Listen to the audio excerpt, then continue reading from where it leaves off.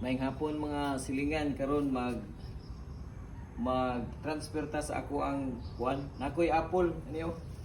Apple tree ni siya. Nya ako lang gipat niya karon nagmarkot ko. Ako nang i-transfer sa pat para mabuhi.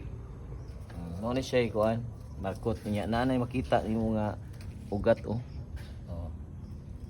Ako nang putlo niya i-transfer na ko para mabuhi. Ano siya guys oh. Buwi na. Apple ni siya. Fuji. Gihatag ni sa ako ang amigo. Karon ako na i-transfer. Pwede ko na to ning silupin para dili siya makuan. Dili siya magisod o ginhawa ang ugat. Dito lang mo mga silingan kung mamunga na ni. Tagaan ta mo bunga.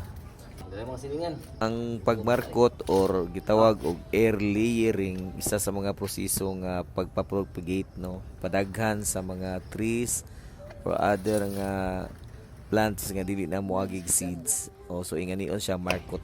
So mo ni ang bagong plant. Ay ninyo mga silingan dali raman ang pagmarkot para managhan po ninyo ang gusto nga tanom. Mga silingan mo ni. Thank you for watching.